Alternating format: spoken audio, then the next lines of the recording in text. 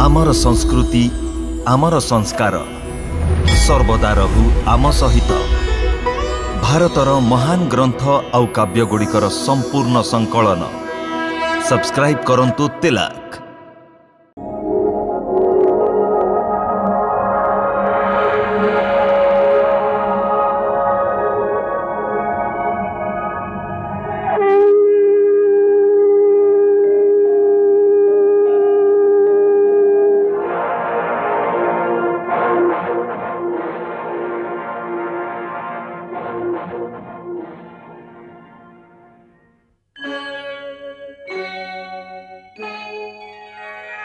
कृष्णा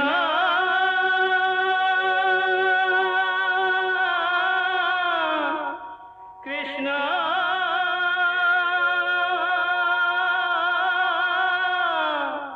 हरे कृष्णा हरे हरे।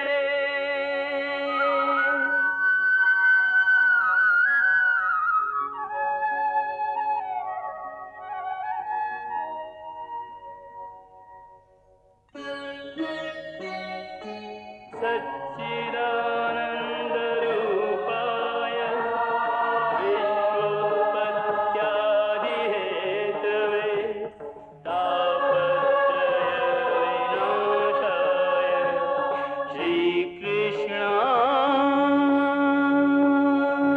वयं नमः।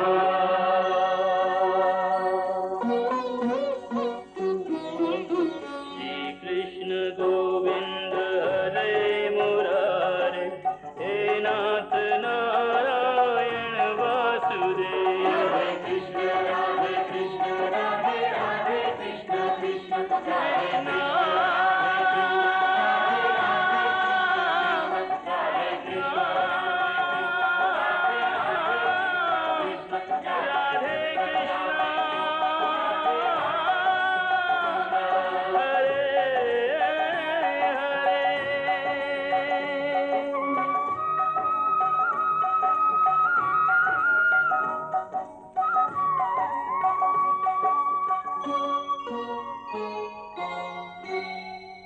हे मधुसूदन, आपण जदि निजे अर्जुन ए विशाल स्वरूप मते लीन कर दियंतु। ना अर्जुन, एबे तार समय आसीनी। एबे एई अर्जुन रूपरे बड़ भयंकर विनाशकारी लीला करबाकू पड़िबो। तुमर एई शरीर द्वारा एबे महाभारत युद्ध करबाकू हबो। कान्हा, मो सुभद्रार विवाह स्थिर कर देछि। विवाह स्थिर कर देइछन्ती? काहा सहित? दुर्योधन सहित। दुर्योधन सहित? हाँ हाँ, दुर्योधन सहित। कथा धार्य हो सारी? हाँ कान्हा, से माने मते कन्या कथा कहले, आउ मु सेई क्षणी सेमानकु वचन देदेली। जहा तू कहबाकू चाहूछु सीधा सड़क कह। मु तो केवल एतिके कहबाकू चाहूछि ज्येष्ठ भ्राता जे कौन से कन्यार विवाह काहा सहित हब से निष्पत्ति नवा पूर्वर तार मतामती नवा आवश्यक।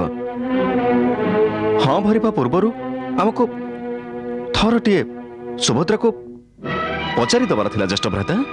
सुभद्रा, मोर एते दिन पर्यंत सेठारे रहिबार गोटाए बड़ कारण थिला जे मु तो काम करूथिली।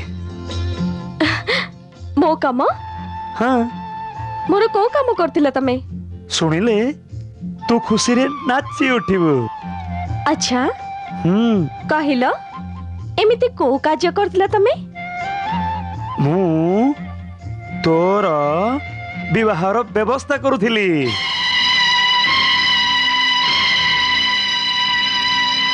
मो बाहागर?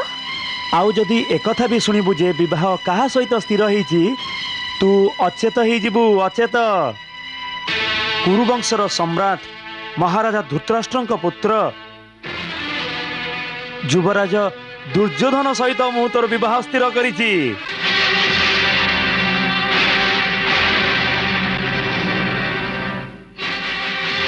एबे आम सुभद्रा हस्तिनापुरर विशाल साम्राज्यर महाराणी हब।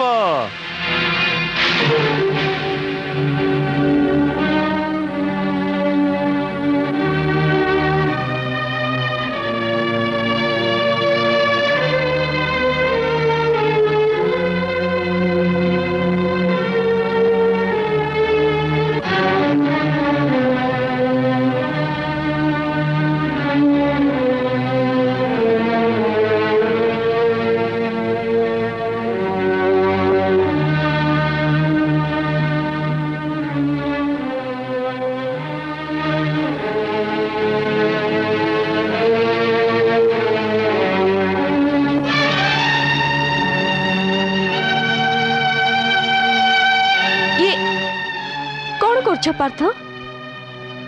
ପ୍ରସ୍ଥାନର ପ୍ରସ୍ତୁତି। ଏତେ ଶୀଘ୍ର?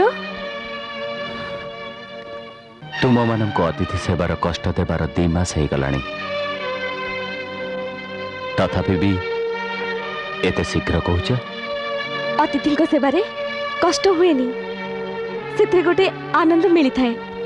ଇଏ ତ ତୁମର ଉଦାରତା, ସେଥିପାଇଁ ତୁମକୁ ବହୁତ ବହୁତ ଧନ୍ୟବାଦ। କଣ କରୁଛ ପାର୍ଥ? ଏମିତି ବ୍ୟଙ୍ଗପୂର୍ଣ୍ଣ କଥା କହିଲେ ମୋର ଧୈର୍ଯ୍ୟଚ୍ୟୁତି ଘଟିବ। ମୁଁ କୌଣସି ଅନୁଚିତ କାର୍ଯ୍ୟ କରି ବସିବି, ତାପରେ ମତେ ଆଉ କହିବନି। ଅନୁଚିତ? ଅନୁଚିତ କଣ? ଦେଖ ଭଦ୍ରେ, ଏ ସମୟ ଆମ ପରୀକ୍ଷାର ମୁହୂର୍ତ୍ତ। ଆମେ ଏମିତି କୌଣସି କାର୍ଯ୍ୟ କରିବା ଅନୁଚିତ ଯେଉଁଥିରେ ଆମର ବଂଶ କିମ୍ବା ମର୍ଯ୍ୟାଦା ଲଜ୍ଜିତ ହେବ। ଏ ମୁହୂର୍ତ୍ତ ଉଚିତ ଏବଂ ଅନୁଚିତ ବିବେଚନାର। କଣ ଉଚିତ କଣ ଅନୁଚିତ ଏ ମୁହୂର୍ତ୍ତରେ ମୁଁ କିଛି ବି ହେଲେ ବୁଝିପାରୁନି। ସେଥିପାଇଁ ମୁଁ ଆପଣଙ୍କୁ ପଚାରିବାକୁ ଆସିଛି ଯେ ଏ ପରିସ୍ଥିତିରେ ମୁଁ କଣ କରିବା ଉଚିତ। ଉଚିତ ଏବଂ ଅନୁଚିତ ଆପଣଙ୍କୁ ପଚାରିବାକୁ ଆସିଛି ପାର୍ଥ। ସର୍ବପ୍ରଥମ ଅନୁଚିତ କାର୍ଯ୍ୟ ହେଉଛି ଯେ ଏମିତି ଏକାକୀ ତମେ ମୋ ନିକଟକୁ ଚାଲି ଆସିଛ। ତମେ ଏମିତି ଏକାକୀ ମୋ କକ୍ଷକୁ ଆସିବାଟା ଉଚିତ ହେଲାନି। କାହିଁକି ଆସିବା ଉଚିତ ହେଲାନି? ଆମେ କଣ ପରସ୍ପରକୁ ପ୍ରେମ କରୁନି? ହଁ, କରୁଥିଲେ। ଆଜି କଣ କରୁନି? ଆଜି କରିବା ଅନୁଚିତ। କରିବା ଉଚିତ ବା ଅନୁଚିତର ଇଏ ପ୍ରଶ୍ନ ନୁହେଁ। ଏ କଥା କୁହନ୍ତୁ, ଆଜି ଆମେ ପରସ୍ପରକୁ ପ୍ରେମ କରୁଛେ ନା ନାହିଁ? ମୁଁ ପୁଣି ସେଇ କଥା କହିବି ଯେ ଆଜି ଆମେ ପ୍ରେମ କରିବା ଅନୁଚିତ। କାହିଁକି ପ୍ରେମ କରିବା ଅନୁଚିତ? କାହିଁକି ନା ଇଏ ଠିକ ନୁହେଁ। ଠିକ ନୁହଁର ଅର୍ଥ କୁହନ୍ତୁ। ଇଏ କଣ ଅନୁଚିତ? ଇଏ କଣ ପାପ? ହଁ, ଏହା ପାପ ବି ହେଇପାରେ। ଆଜିର ଗୋଟେ ଦିନ ଆଗରୁ ଇଏ ତ ପାପ ନଥିଲା। ନା, ତେବେ ପ୍ରେମ କଣ ଏମିତି ମିଥ୍ୟା ବସ୍ତୁ, ଏମିତି ପରିବର୍ତ୍ତନୀୟ ବସ୍ତୁ ଯାହା ଗୋଟିଏ ଦିନରେ ଉଚିତରୁ ଅନୁଚିତ ହେଇଗଲା, ପୁଣ୍ୟରୁ ପାପ ହେଇଗଲା?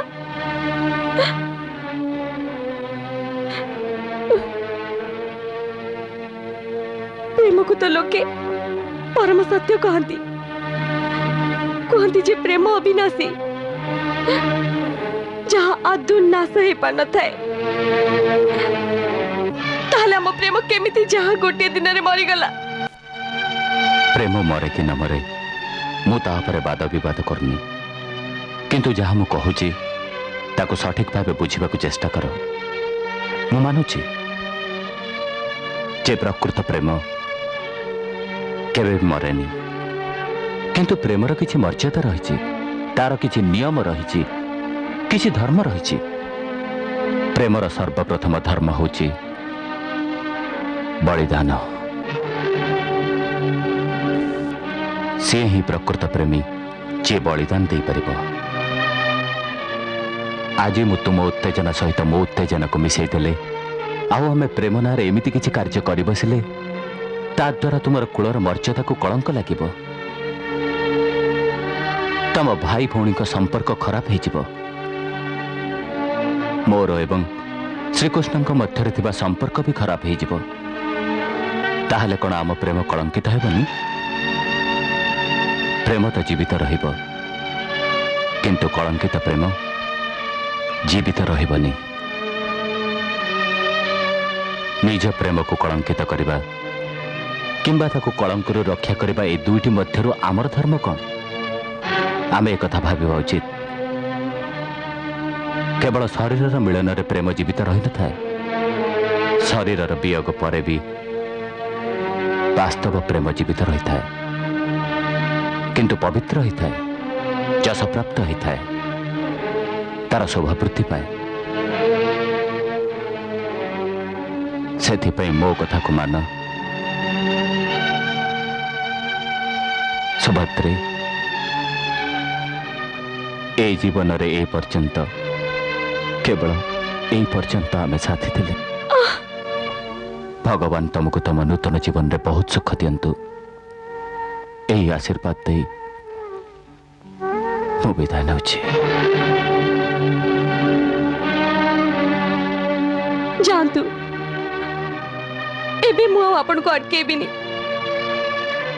मु आपण को एक कथा भी मानी गली जे आम प्रेम केबे भी मरिबनी आम प्रेम को केबे भी कलंकित हवा को देबानी आमे मर्यादार पालन करिबा ए जीवन रे हमर मिलन संभव हेलानी आमे हसी हसी सही जीवा किंतु आपण मते जो नूतन जीवन रे आशीर्वाद देले से आशीर्वाद को मु स्वीकार करबिनी काहेकि ना आपण को दूरे रही एबे मु कोनोसी नूतन जीवन रे बंची पारिबिनी आ ना मोर ए शरीर को अन्य कहा पई जीवित रखी पारिबी अन्य कहार हाथ स्पर्श करबा पूर्वरु ये शरीर को शेष तो करि पारबी मोर जदि किछि भूल थाए तबे मते निजर जन्म जन्मांतर दासी भाबी क्षमा कर देबे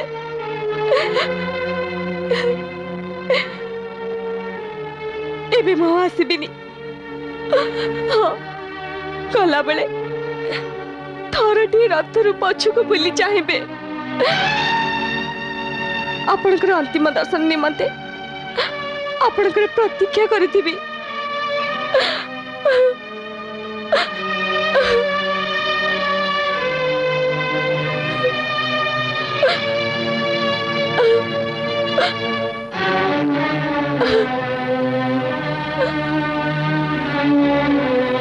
सुभद्रा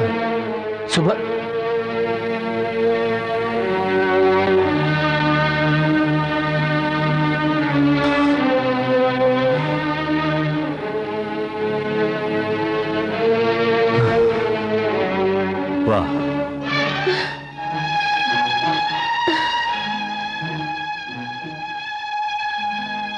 वाह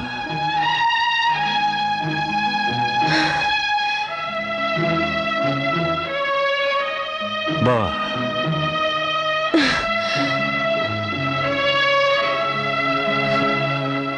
मते आपणकर निर्मम स्मित हास्य आदौ भल लगुनी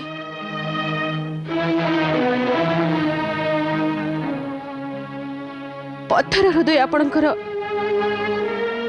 दुई प्रेमिक जीवन रे एते बड़ गोटे परिवर्तन आसुची आउ आपणकर सेमानक पीड़ा प्रति ध्यान नहीं निज ध्यान रे मग्न है आनंदित हेउचंती हे प्रेमर अवतार पृथ्वी रे प्रेम करुथिबा लोकंकर कोन अवस्था हुए ता प्रति टिके दृष्टि दियंतु सेमानंकु तो देखुची सेथिपई बाबा करथिली अन्यर पीड़ा रे आनंदित होचंती पीड़ारे आनंदित हेउनी देवी मु तो सेमानंक प्रेमर महानता देखी खुशी होउथिली केते आदर्श प्रेम दुहिंकर प्रणाम करबा को इच्छा होची मु बुझी पारुनी ये केमिति लीला ये मो लीला नुह देवी ये तो प्रेमर पराकाष्ठा एक कथा मन रख जे कौनसी भी बड़ कार्यर सफलतार पूर्वरु एमिति एक कठिन समय निश्चित आसी थाए जेतेबेले मनुष्यर पराक्रम एवं तार धर्मर परीक्षा होता है यह प्रकृतिर नियम ए परीक्षा रे जी निज धर्मरु विच्युत न हुए से श्रेष्ठ जीव होता है मते तो एसबु देखि बहुत प्रसन्नता होउछि जे अर्जुन एवं सुभद्रा दुहे एई कठिन परीक्षा मुहूर्त रे निज धर्मरु विच्युत होई नांती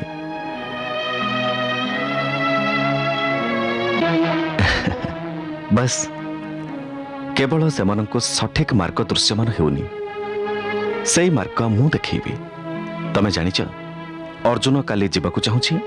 ଅର୍ଜୁନ କାଲି ଯିବାକୁ ଚାହୁଁଛନ୍ତି? ହଁ, ସେ ଏଠାରେ କ'ଣ କରିବ ବିଚରା। କିନ୍ତୁ ତମେ ଚିନ୍ତା କରନି, କାଲି ପର୍ଯ୍ୟନ୍ତ କିଛି ବି ହବନି। ତମେ ଏବେ ବିଶ୍ରାମ କର, କାଲି ପ୍ରଭାତରେ ଆମେ ପୁଣି କଥା ହେବା।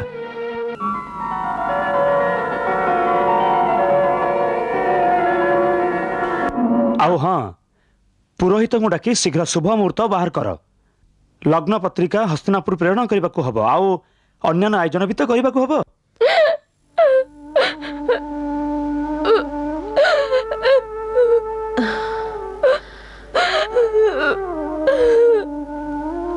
ଧୈର୍ଯ୍ୟ ଧର ରାଜକୁମାରୀ, ଧୈର୍ଯ୍ୟ ଧର।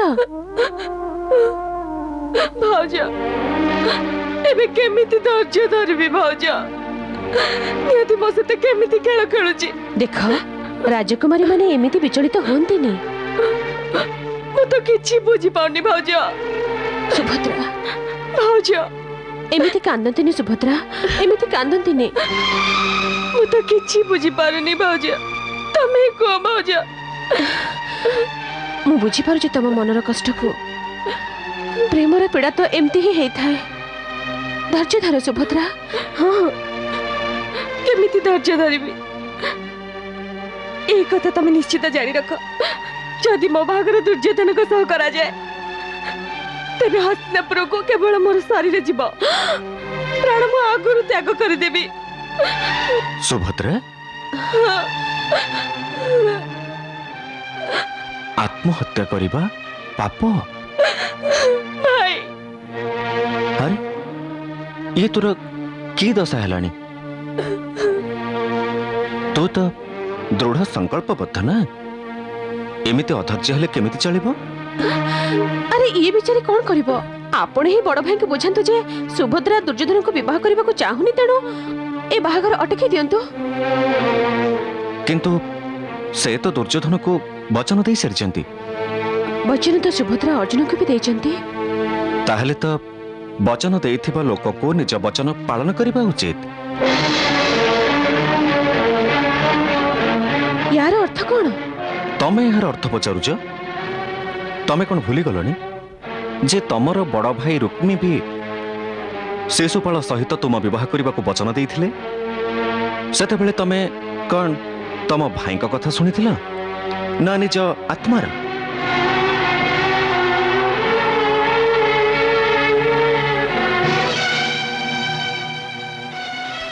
କାହ୍ନୁ, ଆପଣ ମୋତେ ଏଠାକୁ ଡାକିଲେ? ହଁ, କୁହନ୍ତୁ।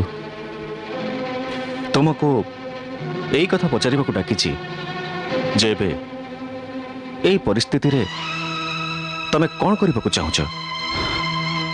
ଆଉ କ'ଣ କରିପାରିବି? ଯିବା ପୂର୍ବରୁ କେବଳ ଶୁଭକାମନା ହିଁ ଦେଇଯିବି ଯେ ଏ ବିବାହରେ ସମସ୍ତେ ସୁଖୀ ହୁଅନ୍ତୁ। ବାଃ,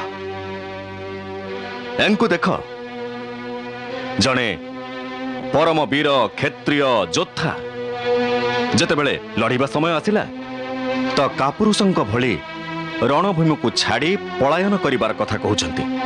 କିନ୍ତୁ ଇଏ ରଣଭୂମି ନୁହେଁ ମଧୁସୂଦନ। ଆଉ ରଣଭୂମି କାହାକୁ କୁହନ୍ତି ପାର୍ଥ? ଏ ସାରା ଜୀବନ ଏକ ରଣଭୂମି, ଯେଉଁଥିରେ ପ୍ରତିଟି ପାଦରେ ଧର୍ମ ଏବଂ ବୀରତ୍ୱର ପରିଚୟ ଦେବାକୁ ହୋଇଥାଏ। ତମେ ଏ ମୁହୂର୍ତ୍ତରେ ପ୍ରେମର ରଣଭୂମିରେ ଦଣ୍ଡାୟମାନ। ଯେତେବେଳେ ଅନ୍ୟ କାହାର ହାତ ତୁମ ପ୍ରେମିକା ଆଡ଼କୁ ମାଡ଼ି ଆସୁଛି ତ ତମେ ତାକୁ ରକ୍ଷା କରିବା ଉଚିତ ନା କାପୁରୁଷଙ୍କ ଭଳି ରଣଭୂମି ଛାଡ଼ି ପଳାୟନ କରିବା ଉଚିତ? କିନ୍ତୁ ଏକଥା ତ କୁହନ୍ତୁ ଯେ ଏ ପରିସ୍ଥିତିରେ ମୁଁ କ'ଣ କରିପାରିବି? ଗୋଟାଏ ପଟରେ ସୁଭଦ୍ରା ରହିଛି, ମୋ ପ୍ରେମ, ଅନ୍ୟ ପଟରେ ମୋ ସଖା ଏବଂ ତାଙ୍କ ବଡ଼ ଭାଇ। ଦୁହେଁ ଯେତେବେଳେ ସୁଭଦ୍ରାର ବିବାହ ଦୁର୍ଯ୍ୟୋଧନ ସାଙ୍ଗରେ କରିବାକୁ ନିଶ୍ଚିତ କରିଛନ୍ତି, ସୁଭଦ୍ରା ଏବଂ ମୁଁ ଦୁହେଁ ବିଭସ ହୋଇଯାଇଛୁ। ପ୍ରଥମ କଥା ହେଉଛି ଏ ବିବାହ ବଡ଼ ଭାଇ ସ୍ଥିର କରିଛନ୍ତି। ମୁଁ କୌଣସି ବଚନ ଦେଇନି। ତାହେଲେ ଯେତେବେଳେ ଭାଇ ସମସ୍ତଙ୍କ ସମ୍ମୁଖରେ କହିଲେ ଆପଣ ତାର ବିରୋଧ କାହିଁ କଲେନି? ସେତେବେଳେ କାହିଁକି କହିଲେନି ଯେ ମୁଁ ଏକଥା କରେଇଦେବିନି, ମୁଁ ଆପଣଙ୍କୁ ବିରୋଧ କରିବି? କାହିଁକି ନା ମୁଁ ସାନ ଭାଇ, ଆଉ ମୋ ଧର୍ମ ତାଙ୍କୁ ଏ କଥା କହିବାକୁ ଆଜ୍ଞା ପ୍ରଦାନ କରୁନି। ଏହାର ଅର୍ଥ ହେଉଛି ଯେ ସେ ଯାହା ଆଜ୍ଞା ଦେବେ ଆପଣ ତାକୁ ମାନି ନେବେ। ଅବଶ୍ୟ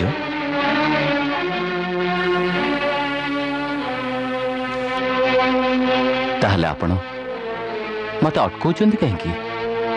କାହିଁକି ନା ଏ ପରିସ୍ଥିତିରେ ସୁଭଦ୍ରାକୁ ଛାଡ଼ି ଚାଲିଯିବା ତମର ଧର୍ମ ନୁହଁ।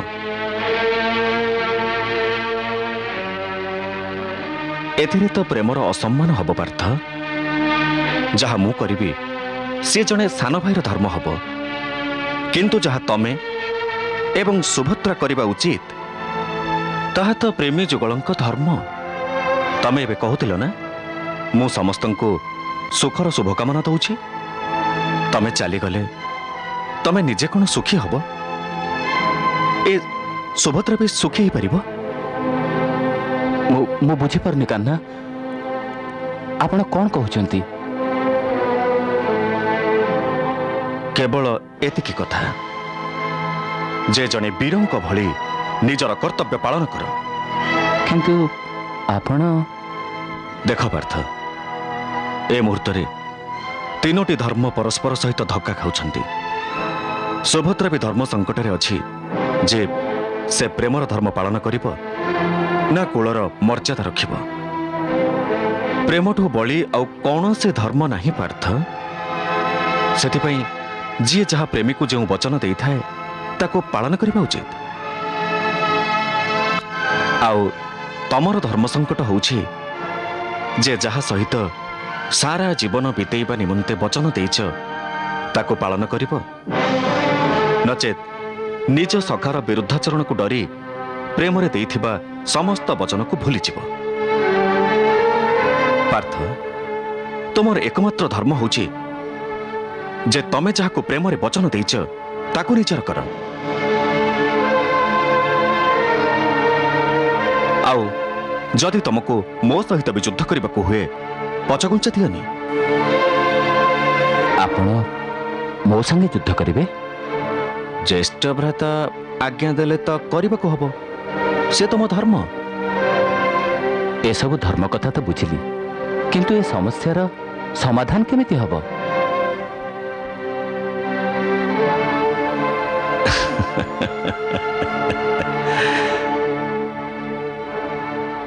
ଯଦି ତମ ଦୁହିଁଙ୍କ ପ୍ରେମ ସତ୍ୟ ହେଇଥାଏ ତେବେ ରୁକ୍ମିଣୀ ତୁମକୁ ମାର୍ଗ ଦେଖେଇବେ ଯେ ଏମିତି ପରିସ୍ଥିତିରେ ସେ କ'ଣ କରିଥିଲେ। କିନ୍ତୁ ଗୋଟିଏ ସର୍ତ୍ତ ଅଛି ଯେ ନିଷ୍ପତ୍ତି ଯଦି ଅଟଳ, ପ୍ରେମ ଯଦି ସତ୍ୟ ହେଇଥାଏ ତାହେଲେ କୌଣସି ବି ଶକ୍ତି ତମକୁ ବିଚଳିତ କରିପାରିବନି କିମ୍ବା ଅଲଗା ବି କରିପାରିବନି।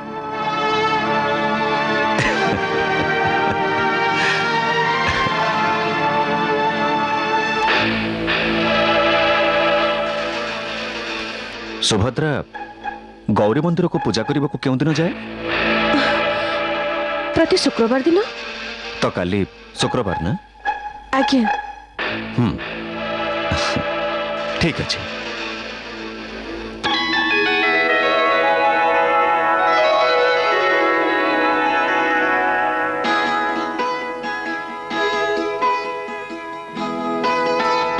କାହ୍ନା, ଆମ ଅଲିଅଳି ଭଉଣୀର ବାହାଘର ଏତେ ଧୁମଧାମରେ ହେବା ଆବଶ୍ୟକ, ଏତେ ଧୁମଧାମରେ ହେବା ଆବଶ୍ୟକ ଯେ ସାରା ସଂସାର ଜାଣିବ ଯେ ଦ୍ୱାରିକାର ଐଶ୍ୱର୍ଯ୍ୟ ସଂସାରରେ ସର୍ବଶ୍ରେଷ୍ଠ।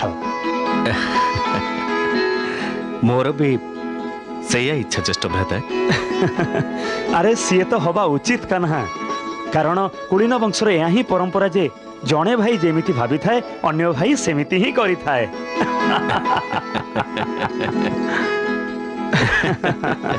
ପ୍ରଣାମ ଜ୍ୟେଷ୍ଠ ଭ୍ରାତା।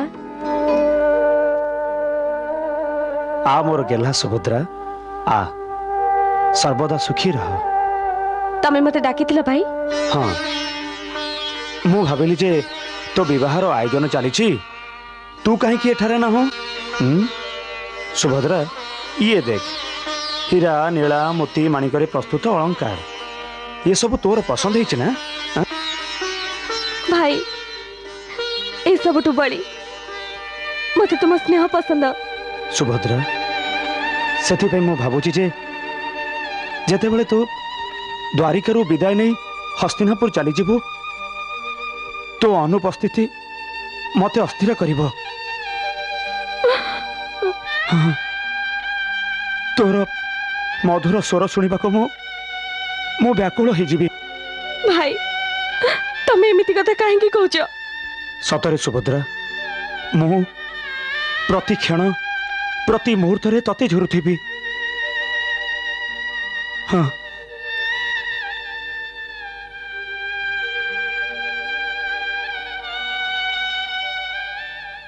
सुभद्रा बेले बेले क्रोधवशतः मु तते गाली देछि सेथिपई मते क्षमा करदेबु किंतु ता पछरे प्रति मुहूर्त रे तो पई मो मन रे हितर भावना थिला। आज भी तो विवाह स्थिर करबा समय रे मु तो हित विषय ही चिंता करिछि।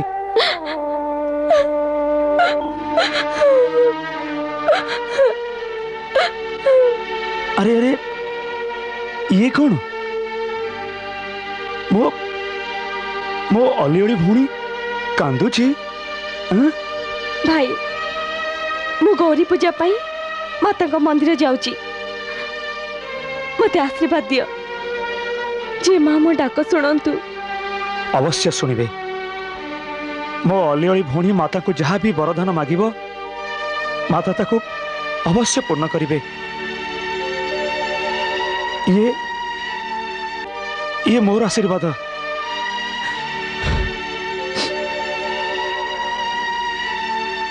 भाई आज्ञा दियो। आयुष्मती भव सदा सुखी रह तोर समस्त मनोकामना पूर्ण हो।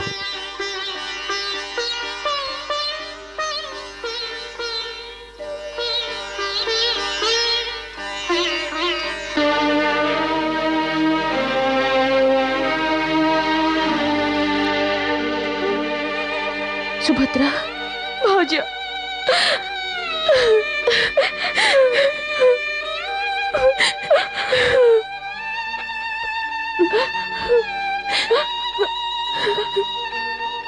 मु जाऊची।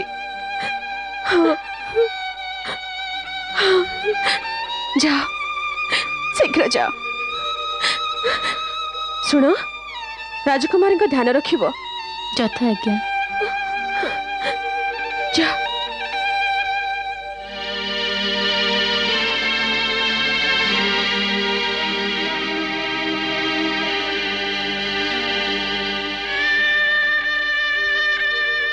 ताको कुह जे अर्जुन रथरे पछरे बसिब आउ सुभद्रा रथर सारथी हब।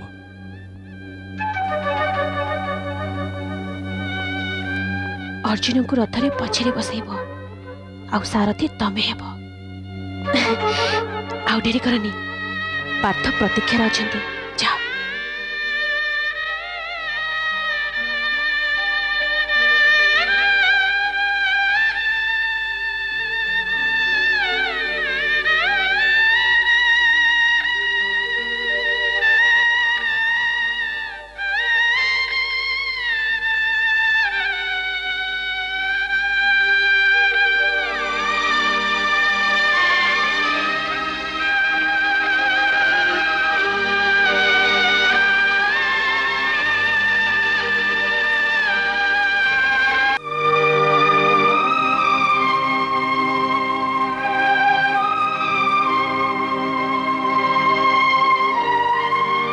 कान्हा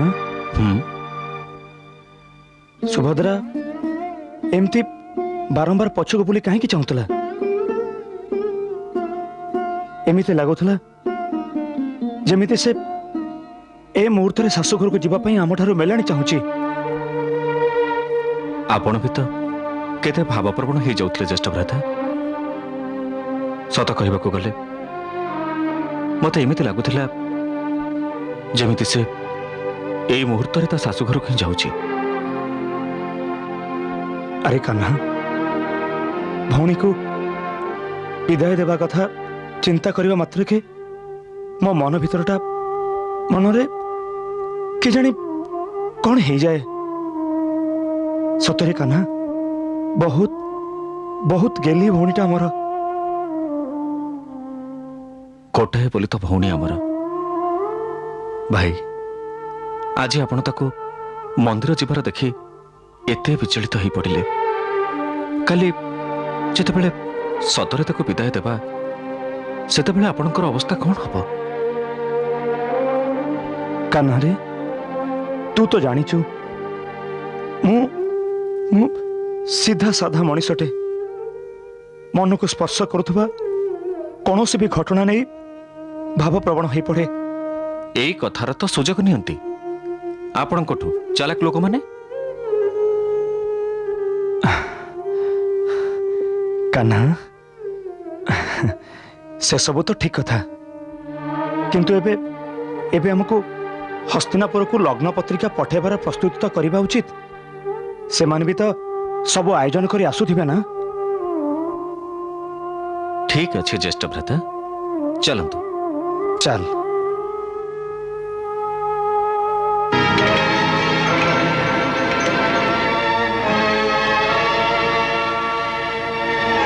ସାବଧାନ ସାବଧାନ।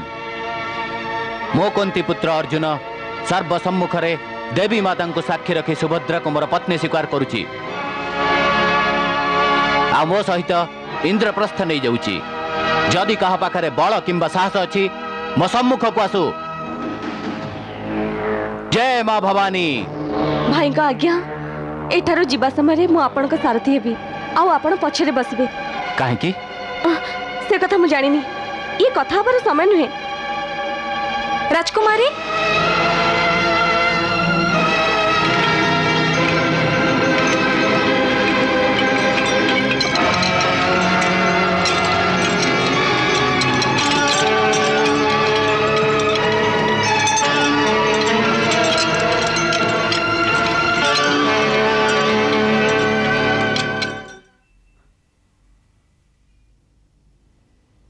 ସମସ୍ତ ଆଭୂଷଣ ଠିକ ଅଛି ନା?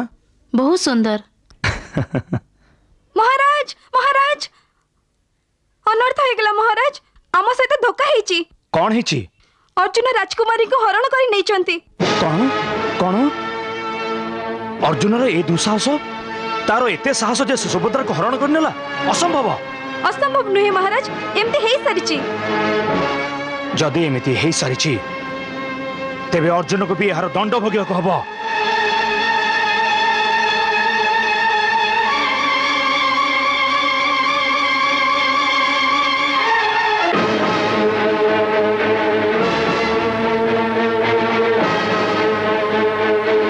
ସାତ୍ୱକୀ ଏବଂ ଅକ୍ରଙ୍କୁ କୁହ ସେନା ପ୍ରସ୍ତୁତ କରିବେ। ଯଥା ଆଜ୍ଞା।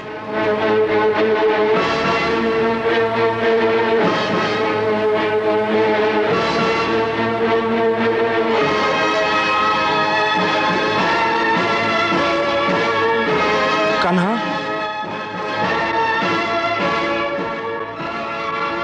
କଣ ହେଇଛି ଜ୍ୟେଷ୍ଠ ଭ୍ରାତା? ତୁ କଣ ଜାଣିନୁ କାହ୍ନା? ତୋ ମିତ୍ର ଆମ ଭଉଣୀକୁ ଅପହରଣ କରି ନେଇଛି। ହଁ, ଆଉ ତୁ ଚୁପ୍ ରହିଛୁ।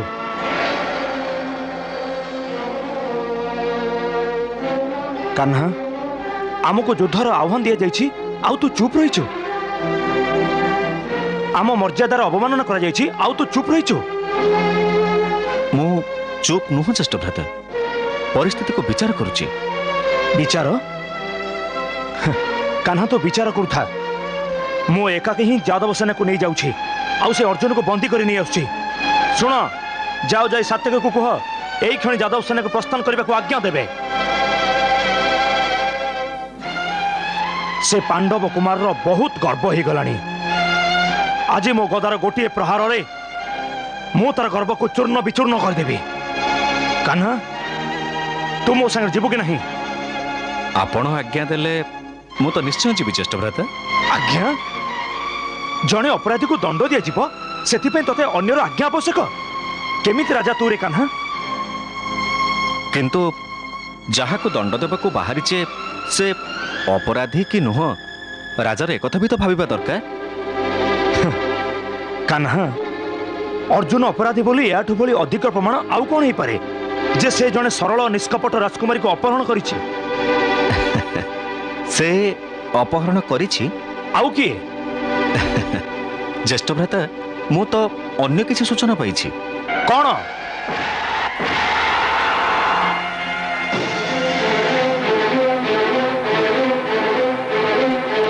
ତୁମ ସମ୍ମୁଖରେ ଅର୍ଜୁନ ସୁଭଦ୍ରାକୁ ନେଇଗଲେ। ଆଜ୍ଞା। ସେ ସମୟରେ ରଥ କିଏ ଚାଳନା କରୁଥିଲେ? ଆଜ୍ଞା, ରାଜକୁମାରୀ ସୁଭଦ୍ରା। ସୁଭଦ୍ରା? କଣ କହିଲ? ରାଜକୁମାରୀ ସୁଭଦ୍ରା ରଥ ଚାଳନା କରୁଥିଲେ? ଆଉ ଅର୍ଜୁନ କୋଉଠି ଥିଲେ? ରାଜକୁମାରୀ ସୁଭଦ୍ରା ତାଙ୍କୁ କହିଥିଲେ ଯେ ଆପଣ ରଥ ପଛରେ ବସନ୍ତୁ। ପଛରେ? ଏହାର ଅର୍ଥ ହେଉଛି ଯେ ଅର୍ଜୁନ ସୁଭଦ୍ରାକୁ ହରଣ କରିନି, ବରଂ ରାଜକୁମାରୀ ସୁଭଦ୍ରା ଅର୍ଜୁନକୁ ଅପହରଣ କରିଛି। ଜଣେ ବିଚରା ପରଦେଶୀକୁ ନେଇ ପଳାୟନ କଲା, ତେଣୁ ପ୍ରକୃତ ଅପରାଧୀ ତ ସୁଭଦ୍ରା। ଚାଲ ଭାଇ, ସେନା ନେଇଯିବା, ସେ ଅପରାଧୀକୁ ଧରି ଆଣିବା, ଆଉ ତା ହାତ ଗୋଡ଼ ବାନ୍ଧିବା ନିମନ୍ତେ ଖୁବ୍ ଶକ୍ତ ଶୃଙ୍ଖଳ ବି ନେଇଯିବା। କଣ କହୁଛୁ ତୁ କାହ୍ନା? ଆମେ ଆମ ସୁଭଦ୍ରାକୁ ବନ୍ଦୀ କରିବା? ହଁ ଭାଇ, ଯିଏ ଅପରାଧ କରିବ ତାକୁ ତ ଅବଶ୍ୟ ଦଣ୍ଡ ଭୋଗିବାକୁ ହବ। ଅର୍ଥାତ୍? ଅର୍ଥ ହେଉଛି ଯେ ସୁଭଦ୍ରା ଅର୍ଜୁନକୁ ପ୍ରେମ କରୁଥିଲା, ଆଉ ଯେତେବେଳେ ତା ଭାଇମାନେ ତାର ପ୍ରକୃତ ପ୍ରେମକୁ ଉପେକ୍ଷା କଲେ, ଆଉ କୌଣସି ସମ୍ରାଟ ପୁତ୍ରଙ୍କ ସହିତ ତାର ବିବାହ ସ୍ଥିର କରିଦେଲେ, ସେ ବିଚାରୀ ନାଚାର ହେଇଗଲା, ଆଉ ସେ ନିଜର ମନ ମଣିଷ ସହିତ ଗାନ୍ଧର୍ବ ବିବାହ କରି ନିଜ ଶାଶୁଘରକୁ ଚାଲିଗଲା। ଏବେ ଯଦି ଇଏ ତାର ଅପରାଧ, ଯଦି ଦ୍ୱାରିକାରେ ଜଣେ ନାରୀକୁ ତାର ଜୀବନ ସାଥୀ ବାଛିବାର ଅଧିକାର ଦିଆଯାଇ ନ ପାରିବ, ତେବେ ଠିକ୍ ଅଛି, ଚାଲନ୍ତୁ ତାକୁ ବନ୍ଦୀ କରି ଆଣି ଦଣ୍ଡ ଦେବା।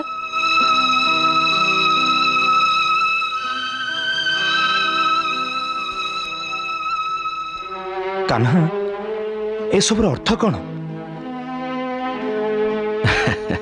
ଏଇଆ ଯେ ଅର୍ଜୁନ ସୁଭଦ୍ରାକୁ ହରଣ କରିନି ଭାଇ, ବରଂ ସୁଭଦ୍ରା ସ୍ୱୟଂ ଅର୍ଜୁନକୁ ହରଣ କରି ନେଇଯାଇଛି। ପ୍ରକୃତରେ ସେ ଦୁହେଁ ପରସ୍ପରକୁ ଅସୀମ ପ୍ରେମ କରନ୍ତି।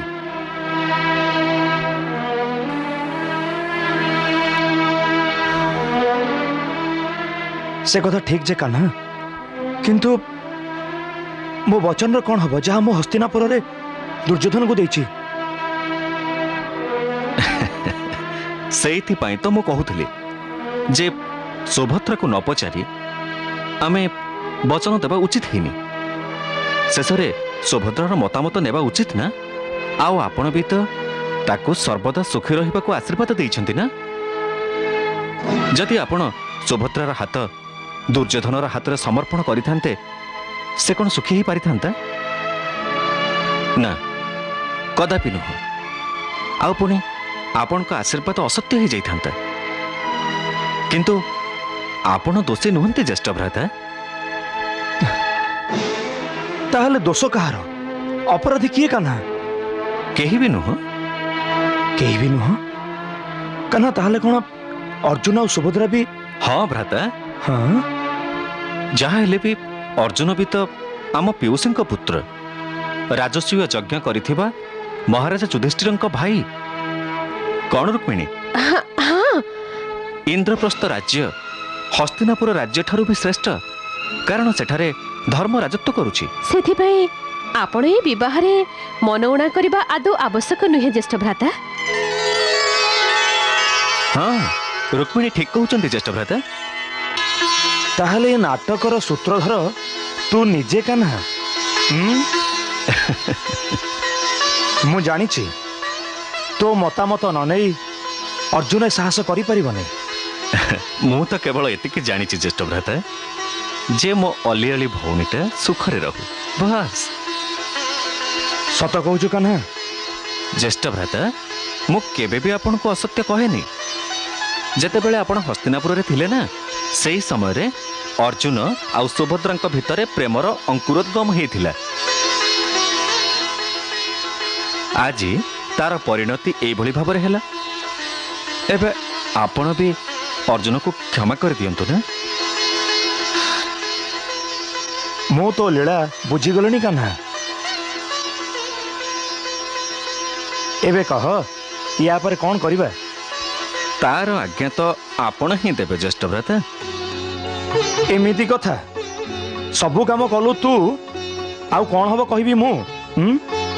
ଏବେ କହ କ'ଣ କରିବା? ମୋର ତ ଏଇଆ ଇଚ୍ଛା ଯେ ଯଥାଶୀଘ୍ର ଅର୍ଜୁନ ଏବଂ ସୁଭଦ୍ରାଙ୍କୁ ଦ୍ୱାରିକା ଆଣିବା ଆଉ ସେମାନଙ୍କ ବିବାହ ଧୁମଧାମରେ କରିବା।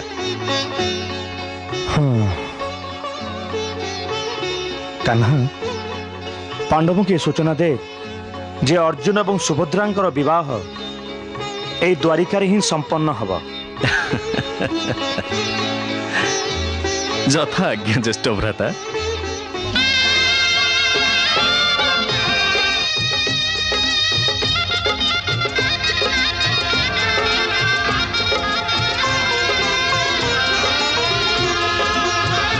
सखी प्रियतमकर साथी सुंदर दिसे हाय हाय सुंदर दिसे जोड़ी सते मुखे मीठा मीठा लाज सुंदर दिसे हाय हाय सुंदर दिसे जोड़ी केते सखी प्रियतमकर साथी।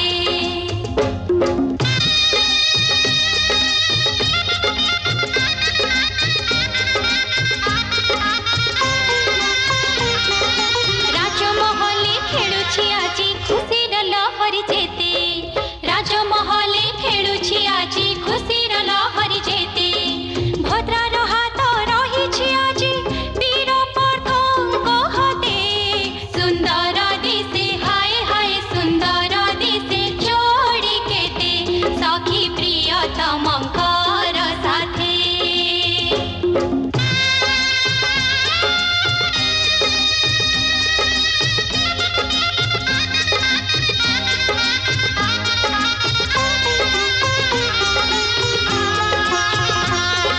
मन तळे उठे सपन जुआर हृदय हुआई अधीर मन तळे उठे सपन जुआर हृदय हुआई अधीर झरी पड़ी पूड़ी सभी को शीश सुख रे कर संसार सुंदर दिसे हाय हाय सुंदर दिसे जोड़ी सते सखी प्रियतमकर साथे सुंदर दिसे हाय हाय सुंदर दिसे जोड़ी केते सखी प्रियतमकर साथे।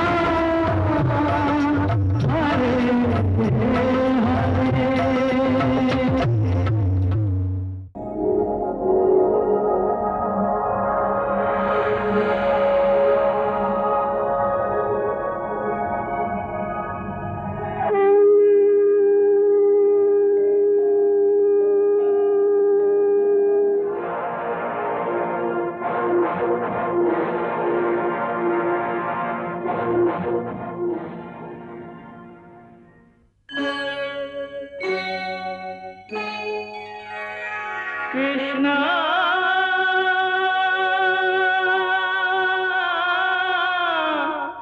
कृष्णा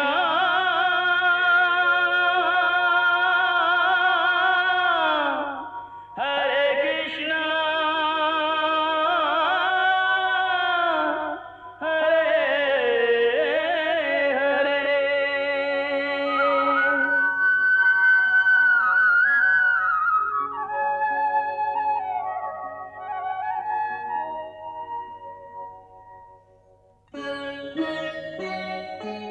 सच्चिदानन्दरूपाय विश्वोत्पत्त्यादिहेतवे तापत्रयविनाशाय श्रीकृष्णाय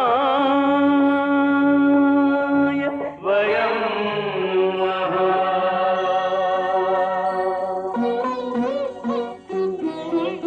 श्रीकृष्ण गोविन्द हरे मुरारे हे नाथ नारायण वासुदेव हरे कृष्ण राधे कृष्ण कृष्ण हरे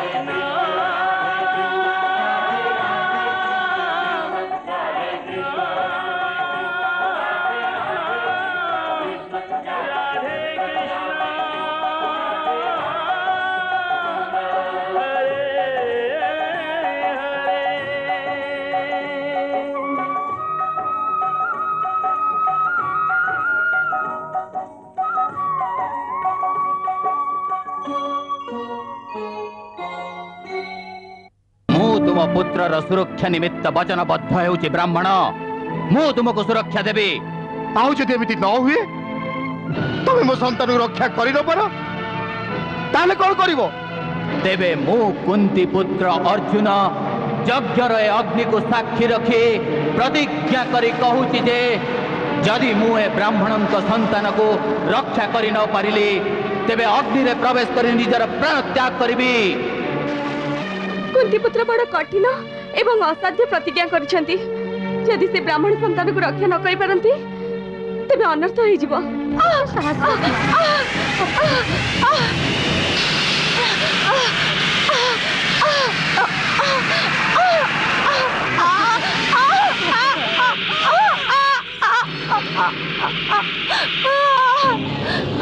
ମୋର ଏ ବାଣର ବଳୟ ଆପଣଙ୍କ ଘରକୁ ସମ୍ପୂର୍ଣ୍ଣ ସୁରକ୍ଷିତ ରଖିବ। ଏ ଦିବ୍ୟାସ୍ତ୍ରର ବଳୟକୁ ଭେଦ କରି କୌଣସି ବି ଶକ୍ତି ଆପଣଙ୍କ ପତ୍ନୀଙ୍କ ପ୍ରସୂତି ଗୃହ ପର୍ଯ୍ୟନ୍ତ ଯାଇପାରିବନି।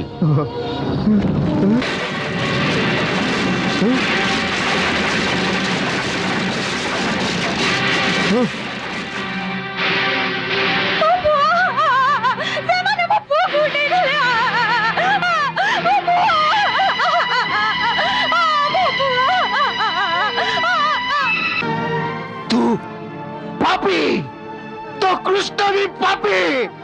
ଏ ଦ୍ୱାରିକା ପାପର ଏକ କୁମ୍ଭ, ମହାକୁମ୍ଭ। ଟିକାର ବି ମଙ୍ଗଳ ହେଇପାରିବନି।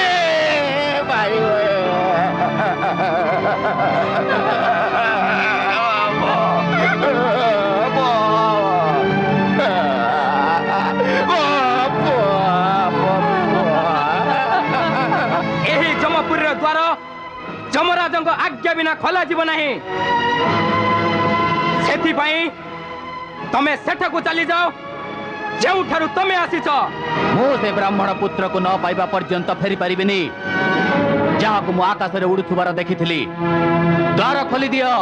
ଜିଦ୍ଦି କରନି ମାନବ, ମୁଁ ପୁଣି ଥରେ କହୁଛି ଯେଉଁଠାରୁ ଆସିଛ ସେଠାକୁ ଚାଲିଯାଅ। ଏ ଦ୍ୱାର ଖୋଲିବନି, ଖୋଲିବ ନାହିଁ ଏ ଦ୍ୱାର।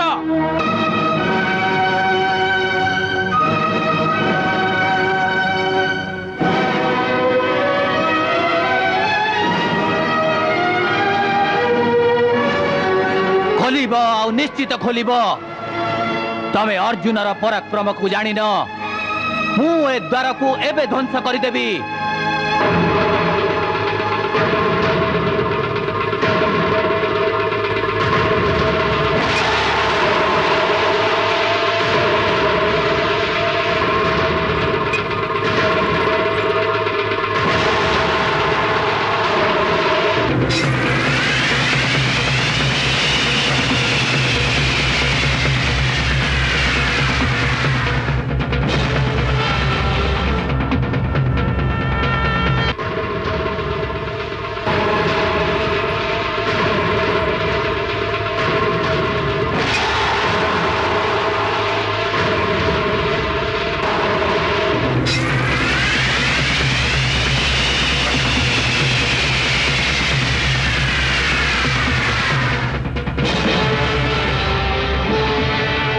ଏବେ ବ୍ରହ୍ମାସ୍ତ୍ର ପ୍ରୟୋଗ କରିବାକୁ ବିବଶ ହେଉଛି।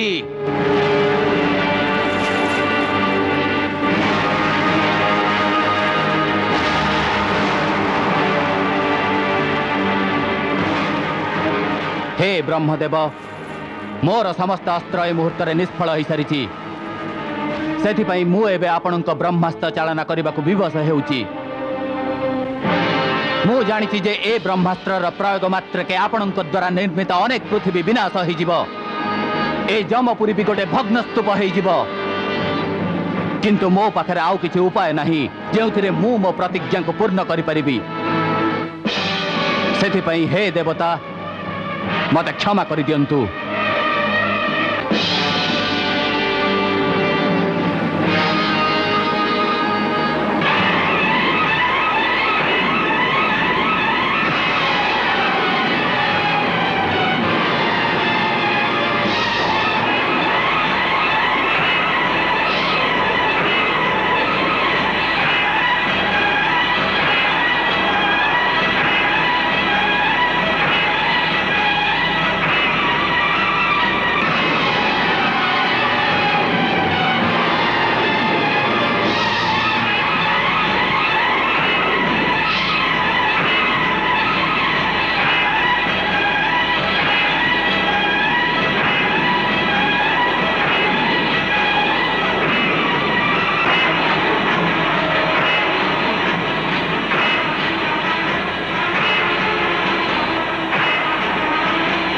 ରହିଯାଅ ଅର୍ଜୁନ।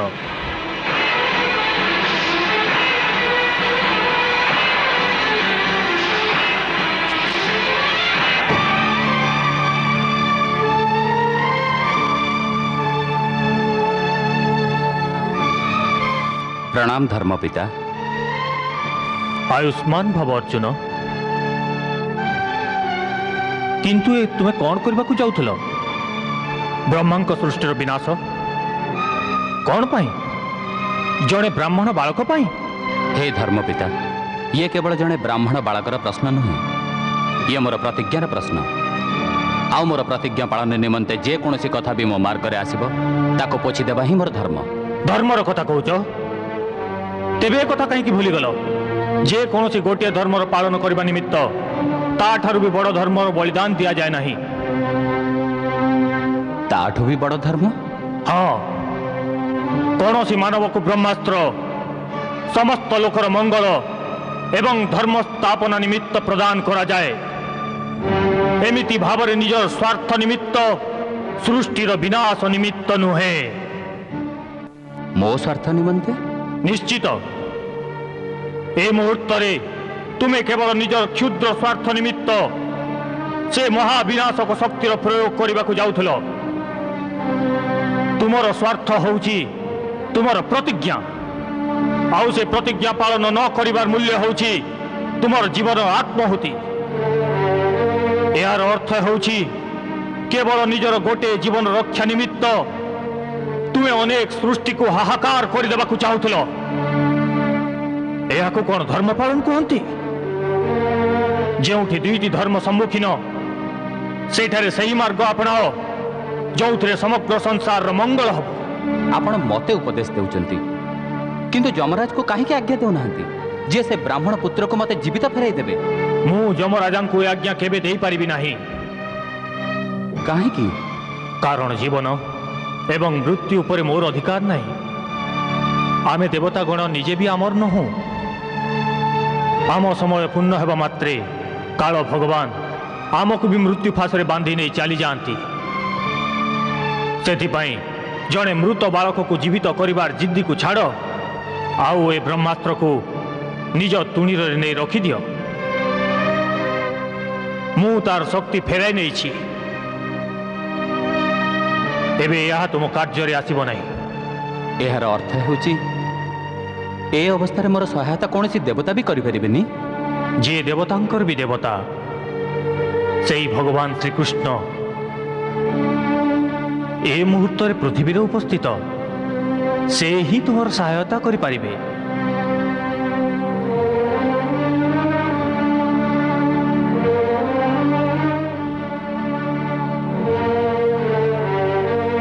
ତୁମର ମଙ୍ଗଳ ହେଉ ବତ୍ସ।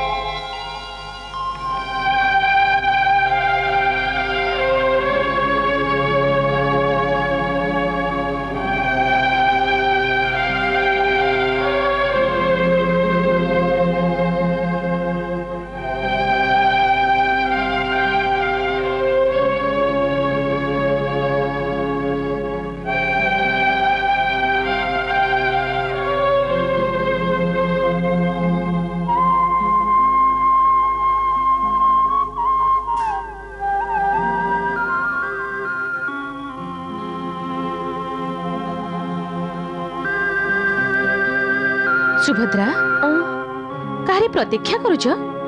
ବାସ୍ ଏମିତି ଭାଉଜ।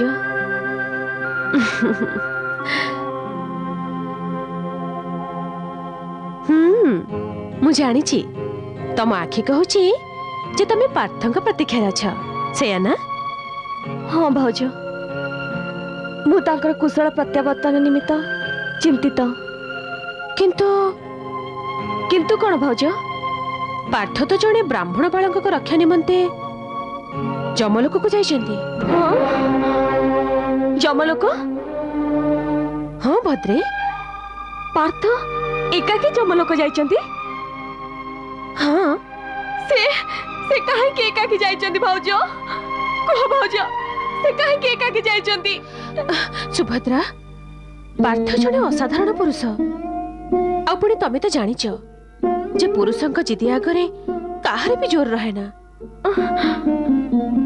ଆଉ ତମେ ତ ତାଙ୍କ ପ୍ରତିଜ୍ଞା ବିଷୟରେ ଆଗରୁ ଜାଣିଛ। ଭାଉଜ, ମତେ କାହିଁକି କିଛି ଅନିଷ୍ଟ ଘଟିବାର ଆଶଙ୍କା ହଉଛି। ଚିନ୍ତା କରନି ସୁଭଦ୍ରେ, ପାର୍ଥ ଜଣେ ବୀର କ୍ଷତ୍ରିୟ। ସେ କଥା ସତ ଭାଉଜ, କିନ୍ତୁ ପାର୍ଥ ଏକାକୀ ଯମଲୋକକୁ ଯିବାର ସୂଚନା ମତେ ଭୟଭୀତ କରୁଛି। ଭଗବାନ, ପାର୍ଥଙ୍କୁ ରକ୍ଷା କର।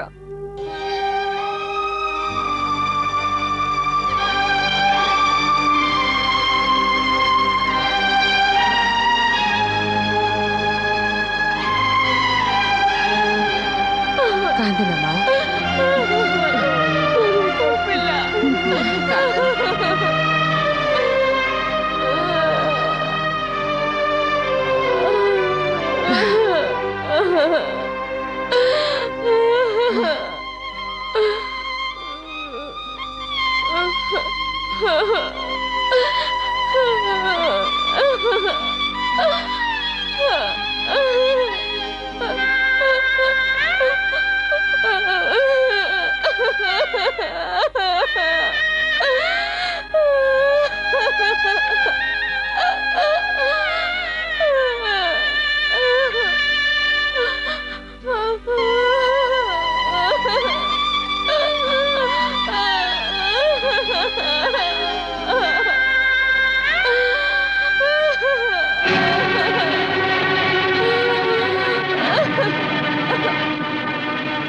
ଦେଖ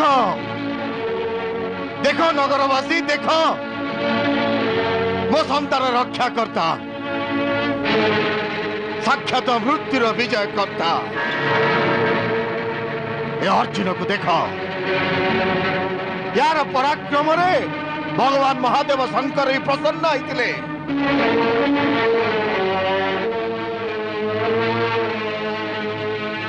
କୋଉଠି ମୋ ପୁତ୍ର? କୋଉଠି ମୋ ସନ୍ତାନ? हे ब्राह्मण देवता, मु आपणक पुत्र को जमलोकरू आनी पारिलेनी। मु ताकू रक्षा करिबारे असमर्थ हेछि। धिक्कार मोरे गांडीब धनु को, धिक्कार मोरे पुरुषत्व को। हे ब्राह्मण, मु मोर प्रतिज्ञा पालन करिबी। मोर जीवित रहिबार आदौ कौनसी अधिकार नहीं। मु अग्नि रे प्रवेश करिबी।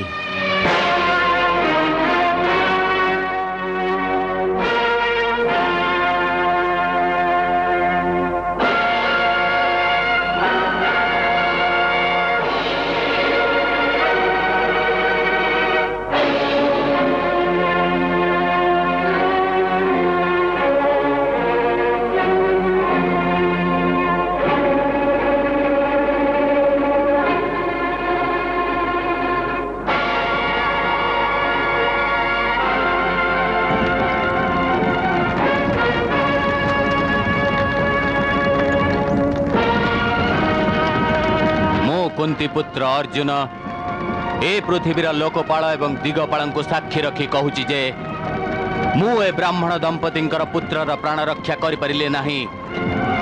मु मो प्रतिज्ञा न रखिबार अपराधी। सेति आज मु मोर पितृलोकर मान मर्यादा रक्षा निमंते ନିଜକୁ ଏ ଅଗ୍ନିକୁ ସମର୍ପଣ କରୁଛି।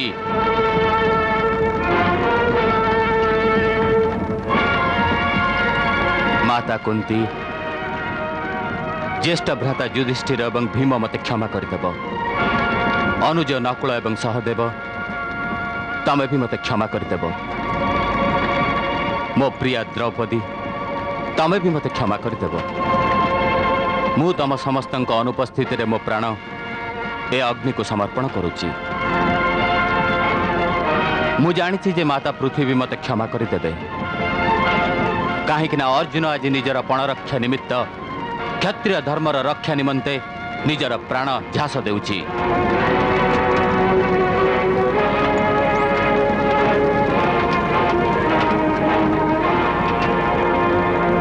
ହେ ପିତୃଗଣ, ମୁଁ ମର୍ତ୍ତ୍ୟଲୋକ ତ୍ୟାଗ କରି ଆପଣଙ୍କ ଲୋକକୁ ଯାତ୍ରା କରୁଛି। ମୋତେ ଆଶୀର୍ବାଦ ଦିଅନ୍ତୁ। ମୁଁ ସମସ୍ତଙ୍କ ଠାରୁ ବିଦାୟ ନେଉଛି। ଆଉ ଏ କଥା କହିଯାଉଛି ଯେ ଏ ପୃଥିବୀରେ ପ୍ରାଣ ଏବଂ ବଚନ ମଧ୍ୟରେ ପ୍ରଥମେ ବଚନକୁ ବାଛିବା ହିଁ ଜଣେ କ୍ଷତ୍ରିୟର ଧର୍ମ ଅଟେ।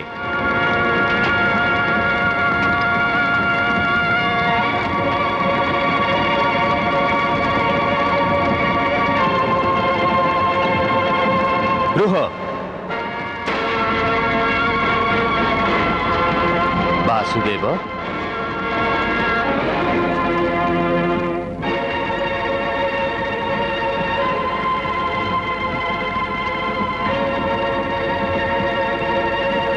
ମତେ କିନ୍ତୁ କଣ କହିକି ଯିବ ସଖା ଅର୍ଜୁନ? ମୁଁ ମୋ ଧର୍ମ ପାଳନରେ ଅସଫଳ ହେଲି ଜନାର୍ଦ୍ଦନ। ମୁଁ ଜାଣିଥିଲି ଅର୍ଜୁନ। ତାହେଲେ ମୋତେ ମୋ ପ୍ରତିଜ୍ଞା ପାଳନ କରିବାକୁ ଦିଅନ୍ତୁ ମଧୁସୂଦନ। ତମର ପ୍ରତିଜ୍ଞାର ପଛରେ କଣ ଅଛି ତମେ ଜାଣିଛ ପାର୍ଥ? କଣ ଅଛି ଜନାର୍ଦ୍ଦନ? ତୁମର ଏଇ ମୁଁ, ତୁମର ଏଇ ଅହଙ୍କାର, ଆଉ କିଛି ବି ନୁହଁ। କେହି କେବେ କାଳକୁ ଆହ୍ୱାନ ଦିଏ ଅର୍ଜୁନ? କିନ୍ତୁ ମୁଁ ଆପଣଙ୍କର ନିନ୍ଦା ବି ତ ସହ୍ୟ କରିପାରିନଥାନ୍ତି। କାହିଁକି ସହିପାରିବନି? ନିନ୍ଦା ହିଁ ତ ଶୁଦ୍ଧତାର ଜନନୀ ହେଇଥାଏ। ନିନ୍ଦା କରୁଥିବା ଲୋକ ହିଁ ତ ଆମକୁ ଶୁଦ୍ଧ ଆଚରଣ କରିବାକୁ ଶିକ୍ଷା ଦେଇଥାଏ। କିଛି ବି ହଉ ମଧୁସୂଦନ, କେହି ଆପଣଙ୍କୁ ପାପୀ କହିବ ଏହାକୁ ମୁଁ ଗ୍ରହଣ କରିପାରିବିନି। ସଂସାରରେ ପାପ ଏବଂ ପୁଣ୍ୟ ଦୁଇଟି ଯାକ ସାପେକ୍ଷ ହେଇଥାନ୍ତି ସଖା। ଏଠି ନା କିଛି ପାପ ଅଛି ନା କିଛି ପୁଣ୍ୟ, ସବୁ କିଛି କର୍ମର ହିଁ ପ୍ରତିଫଳ। ଏବେ ତ ମୁଁ କେବଳ ଏତିକି ଜାଣିଛି ଯେ ମୋତେ ଏବେ ଏ ସଂସାରରେ ଜୀବିତ ରହିବାର କୌଣସି ଅଧିକାର ନାହିଁ। ତୁମର ପ୍ରାଣ ଉପରେ କେବଳ ତୁମର ହିଁ ଅଧିକାର ନାହିଁ ପାର୍ଥ, ତୁମର ସଖାର ବି ଅଛି। ସେଥିପାଇଁ ମୁଁ ତୁମର ସଖା ତୁମକୁ ଏମିତି ଭାବରେ ନିଜ କର୍ତ୍ତବ୍ୟରୁ ପଳାୟନ କରିବାକୁ ଅନୁମତି ଦେଇପାରିବିନି। ସେମାନେ କାପୁରୁଷ ହେଇଥାନ୍ତି ଅର୍ଜୁନ, ଯିଏ ନିଜର କର୍ତ୍ତବ୍ୟକୁ ଅଧା ରଖିଦେଇ ମୃତ୍ୟୁର ଚରଣରେ ଶରଣାପନ୍ନ ହୋଇଥାନ୍ତି। କିନ୍ତୁ ମୁଁ କର୍ତ୍ତବ୍ୟରୁ ପଳାୟନ କରିନି କାହ୍ନା। ମୁଁ କର୍ତ୍ତବ୍ୟ ପାଳନରେ ଅସମର୍ଥ ହୋଇପଡ଼ିଛି। ଅସମର୍ଥ? ଅସମର୍ଥ ତ ମଣିଷ ସେତେବେଳେ ହେଇଯାଏ ଯେତେବେଳେ ସେ ପ୍ରୟାସ କରିବା ତ୍ୟାଗ କରିଦିଏ। ଇଏ ବୀରଙ୍କ କାର୍ଯ୍ୟ ନୁହଁ। ବୀର ତ ଅନ୍ତିମ ନିଶ୍ୱାସ ଯାଏ ପ୍ରୟାସ କରିବା ତ୍ୟାଗ କରିନଥାଏ। କିନ୍ତୁ ଯେତେବେଳେ ସମ୍ମୁଖରେ ଲୌହର ପ୍ରାଚୀର ଥାଏ, ଯେଉଁଥିରେ ମୁଣ୍ଡ ପିଟି ପିଟି ମନୁଷ୍ୟ ଥକି ପଡ଼େ, ତାହେଲେ ସେ କ'ଣ କରିବ? ତାହେଲେ ସେ ସେଇ ଲୌହ ପ୍ରାଚୀରରେ ମୁଣ୍ଡକୁ ପିଟି ଚାଲିଥିବ। ମୁଣ୍ଡକୁ ପିଟି ଚାଲିଥିଲେ ତ ସେ ମରିଯିବ। ସେଇଭଳି ଭାବରେ ମରିବାରେ ହିଁ ତ ବୀରର ଗୌରବ। ତୁମ ପରି କ୍ଳାନ୍ତ ହେଇପଡ଼ି ନିଜର ଚିତା ଜଳେଇ ମରିବାକୁ ବୀରତ୍ୱ କୁହାଯାଏନି ଅର୍ଜୁନ। କର୍ତ୍ତବ୍ୟ ପାଳନ ତ ତାକୁ ହିଁ କହନ୍ତି ଯେ ଲୌହର ସେଇ ବିଶାଳ ପ୍ରାଚୀରକୁ ଭାଙ୍ଗୋ ଭାଙ୍ଗୋ ନିଜେ ମରିଯିବ। କାରଣ ସମ୍ଭବତଃ ତାର ଅନ୍ତିମ ପ୍ରଚେଷ୍ଟାରେ ସେ ପ୍ରାଚୀର ଭାଙ୍ଗି ଯାଇପାରେ। ତମେ କହିବାକୁ କ'ଣ ଚାହୁଁଛ? ମୁଁ ସମ୍ପୂର୍ଣ୍ଣ ଚେଷ୍ଟା କରିନି? ମୁଁ ତାହା ହିଁ କହିବାକୁ ଚାହୁଁଛି ପାର୍ଥ। କାରଣ ତମେ ଯମଲୋକରୁ ପ୍ରତ୍ୟାବର୍ତ୍ତନ କରି ଆସିଲ। ତମେ ଏକଥା କାହିଁକି ଚିନ୍ତା କଲନି ଯେ ଯମଲୋକ ଆଗକୁ ଆହୁରି ବି ଲୋକ ଥାଇପାରେ? ଅର୍ଥାତ୍? ଅର୍ଥ ହେଉଛି ତମେ ମୋ ସାଙ୍ଗରେ ଆସ, ଆମେ ଦୁହେଁ ଯମଲୋକର ଆଗକୁ ଯାଇ ସେ ବାଳକଙ୍କୁ ଖୋଜିବା।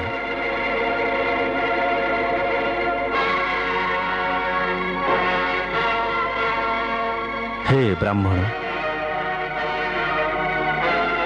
मो सखा अर्जुनंकर तम पुत्रंकु फेरेई आनिबार सामर्थ्य रहिछि। से निजर प्रतिज्ञा अवश्य पूर्ण करिवे। तुमे धैर्य धर, आउ आम फेरिबा पई प्रतीक्षा कर।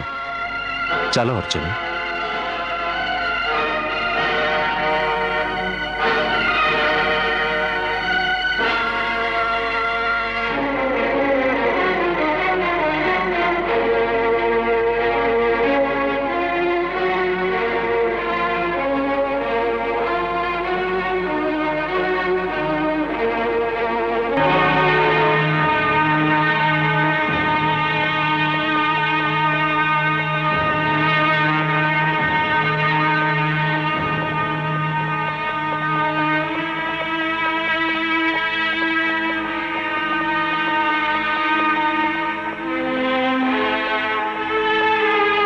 रुह दारुक।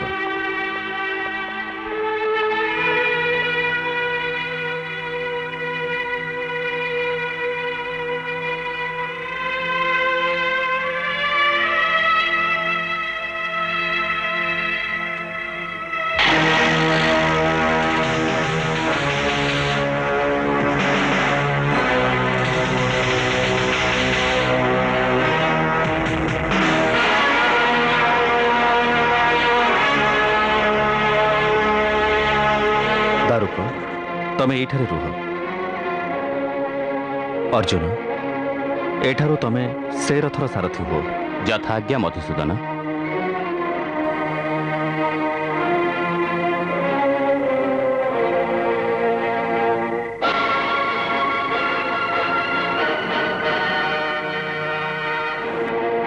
पार्थ, चलो।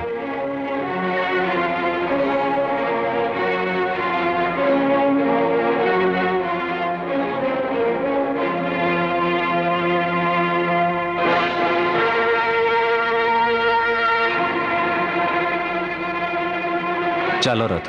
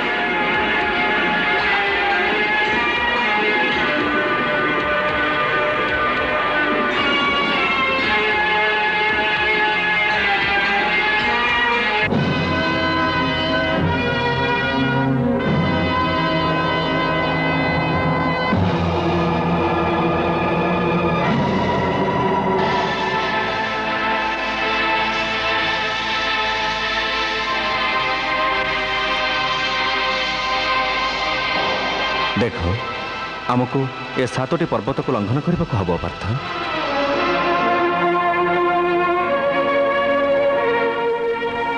वासुदेव, आज पूर्वर मु केबे भी एते निराश होई नथिली। एबे मोर निज सामर्थ्य उपर भी आशंका हेउची। हे अर्जुन, मु सर्वश्रेष्ठ धनुर्धर एई अहंकार रे तमे मत्त हो जाइथिल। भाबी नियो जे तम अहंकार हरण हो सारी। पार्थ, शक्तिमान हेबा संगे संगे विनयशील हेबा भी नित्यांत आवश्यक। निजे बलशाली होई केबे अन्य को तुच्छ भाविबा अनुचित। तुमे निजर अहंकार बसत ब्राह्मण पुत्रंको रक्षा करने जाइथिल, ତୁମର କଳ୍ପନା ଥିଲା ଯେ ତମେ ମୃତ୍ୟୁକୁ ବି ଜିତି ପାରିବ।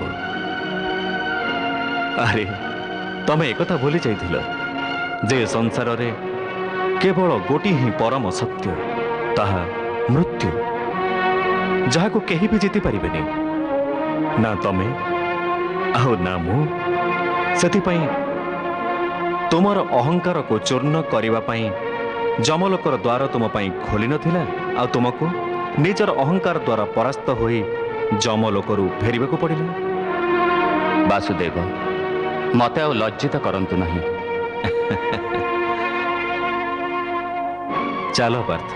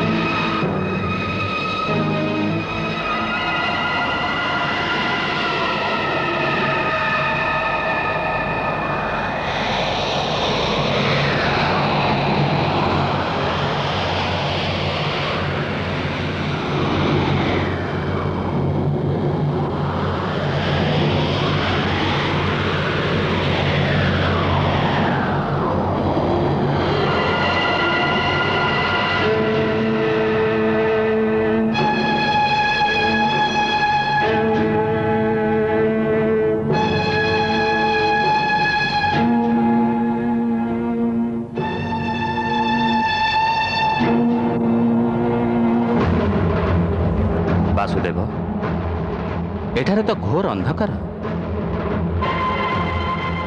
ଆମେ ମାର୍ଗ ଭୁଲି ଭ୍ରମରେ ପଡ଼ିଯିବାନି ତ? ଆମ ରଥର ଅଶ୍ୱଙ୍କୁ ବି କିଛି ଦୃଶ୍ୟ ହେଉନି।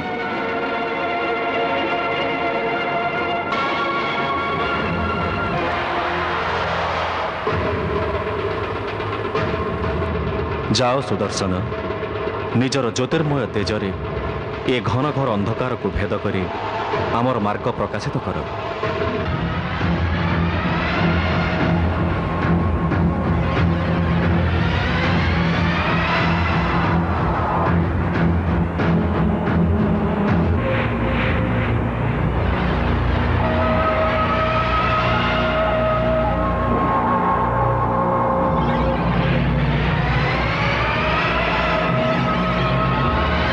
ଚାଲ ପାର୍ଥ।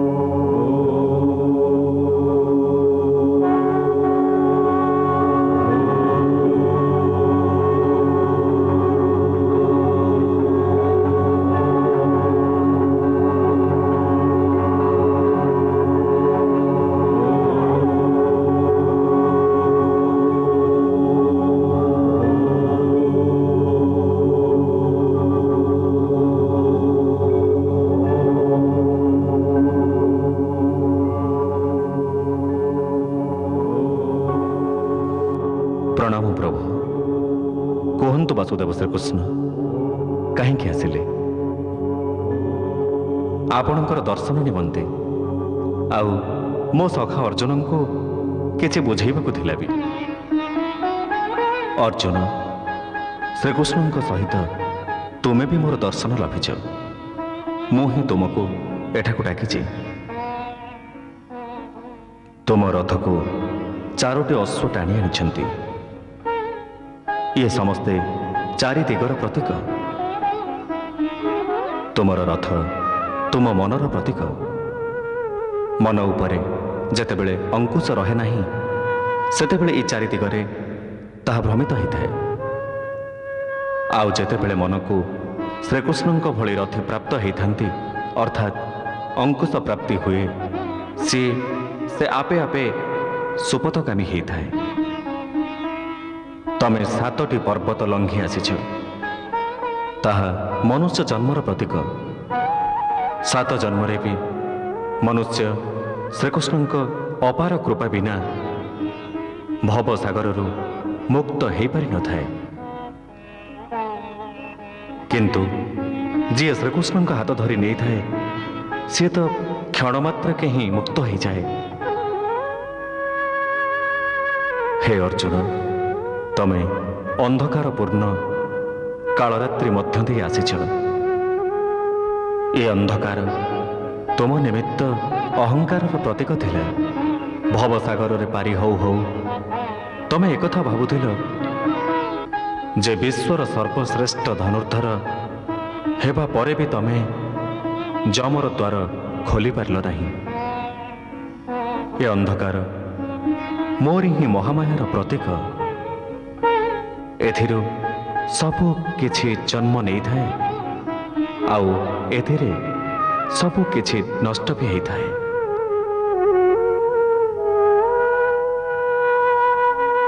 ବାସୁଦେବଙ୍କ ସୁଦର୍ଶନରେ ହିଁ ତୁମର ମାର୍ଗ ପ୍ରଶସ୍ତ ହୋଇଥିଲା।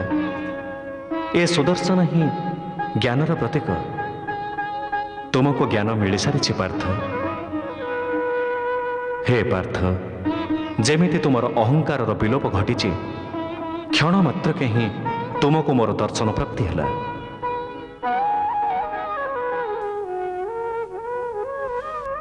ମୋତେ କ୍ଷମା କରନ୍ତୁ ଦୀନନାଥ। ମୋ ଅପରାଧର ଦଣ୍ଡ ସେ ବ୍ରାହ୍ମଣଙ୍କୁ ଦିଅନ୍ତୁ ନାହିଁ, ତାଙ୍କ ପୁତ୍ରଙ୍କୁ ଫେରାଇ ଦିଅନ୍ତୁ ଦୀନନାଥ। ଆରେ, ତୁମ ଦୁହିଁଙ୍କୁ ଏଠାକୁ ଆଣିବା ନିମନ୍ତେ ତ ମୁଁ ସେ ବ୍ରାହ୍ମଣର 4ଟି ପୁତ୍ରଙ୍କୁ ନିଜ ଲୋକକୁ ଆଣିଛି। ଚିନ୍ତା କର ନାହିଁ, ତୁମେ ଦୁହେଁ ମୋ କଳା ସାଥିରେ ନେଇ ପୃଥିବୀକୁ ଯାଇଛ।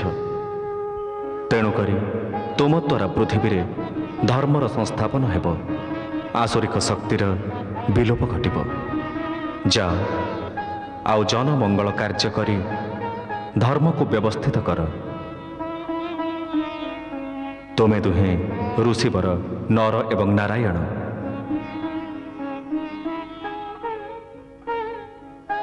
ପୃଥିବୀ ଲୋକରେ ଦୁଷ୍ଟ ଅସୁରଗଣଙ୍କୁ ନାଶ କରି ଶୀଘ୍ରାତିଶୀଘ୍ର ତୁମେ ଦୁହେଁ ମୋ ନିକଟକୁ ଫେରି ଆସିବ।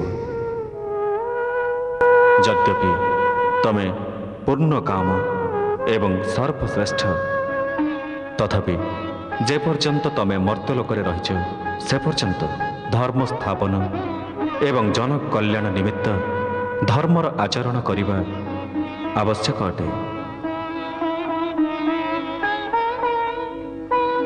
ଯେଉଁଥିରେ ସାଂସାରିକ ତୁମର ସତ୍କର୍ମକୁ ଅନୁସରଣ କରି ଚାଲିଥିବ। ଆପଣଙ୍କୁ କୋଟି କୋଟି ନମସ୍କାର ପ୍ରଭୁ, ଆପଣଙ୍କୁ କୋଟି କୋଟି ନମସ୍କାର। ନିଅ, ମୁଁ ତୁମକୁ ସେ ବ୍ରାହ୍ମଣଙ୍କର ସମସ୍ତ ପୁତ୍ରଙ୍କୁ ଫେରାଇ ଦେଉଛି।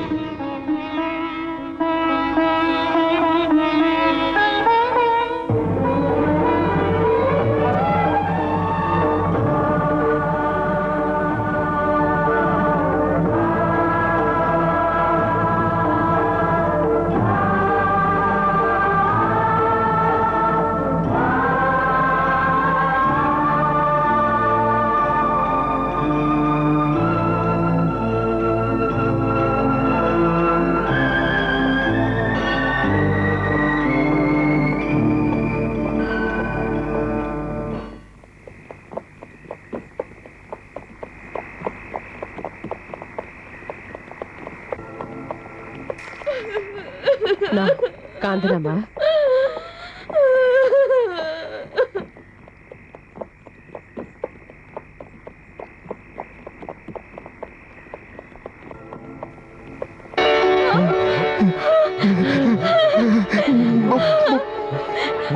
ଅର୍ଜୁନ ପିଲାମାନେ ଆସିଗଲେ ପିଲାମାନେ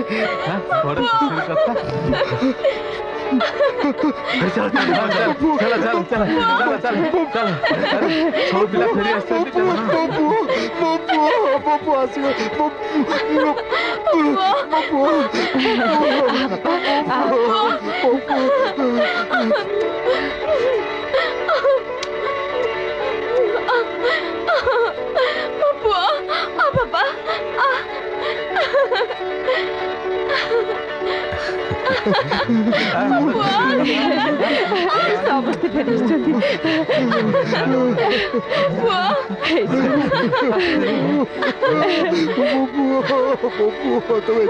କୋଉଠି ଥିଲ ବାବା?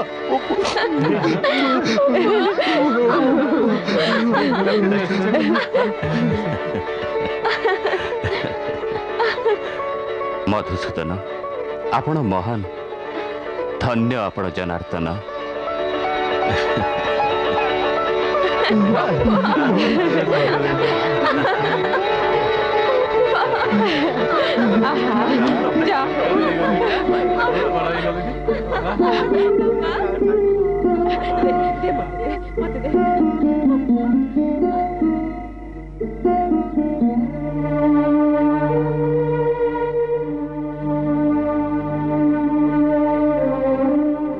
ମୁଁ ଜାଣିନି ତମେ କିଏ, କୋଉଠୁ ଆସିଛ,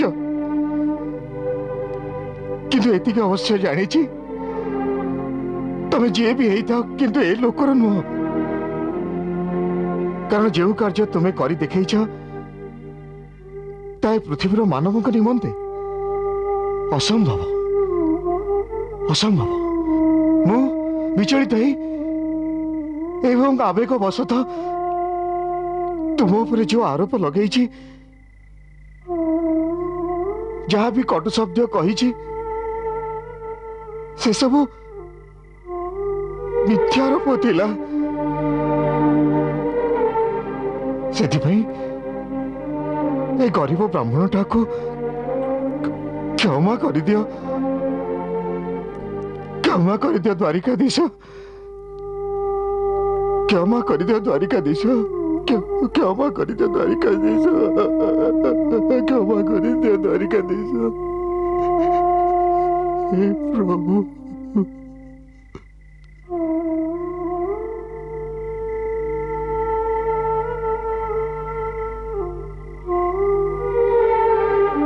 ଚାଲ ଦାରୁକ।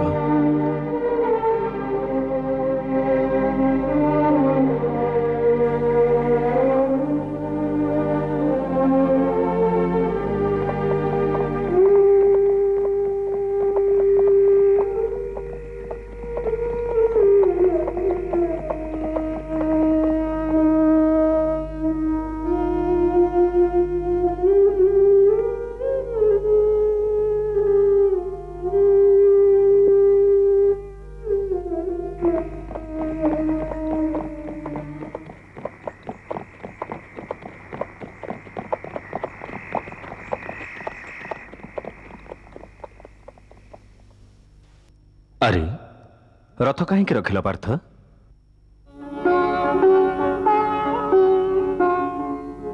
ଯେବେଠାରୁ ମୁଁ ଆପଣଙ୍କ କୃପାରୁ ନୀଳକନ୍ତମଣି ଏ ଜଗତର ପାଳନକର୍ତ୍ତାଙ୍କ ଛବିକୁ ଦେଖିଛି, ମୋ ନେତ୍ର ତାଙ୍କୁ ହିଁ ଖୋଜୁଛି। ତେବେ ଏବେ ମୋ ମନ ସମ୍ପୂର୍ଣ୍ଣ ତୃପ୍ତ ହେଇନି। ସେ ଛବିକୁ ମୁଁ ପୁଣି ଥରେ ଦେଖିବାକୁ ଇଚ୍ଛୁକ। ପୁଣି ଆପଣଙ୍କ ଛବି ଏବଂ ଶ୍ରୀହରିଙ୍କ ଛବିରେ ତିଳେ ହେଲେ ପ୍ରଭେଦ ନାହିଁ। ମୋର ମନ ହେଉଛି ଆପଣଙ୍କୁ ବି ପୁଣି ସେହି ରୂପରେ ଶ୍ରୀହରିଙ୍କର ପୂର୍ଣ୍ଣ କଳା ସହିତ ଦେଖିବି।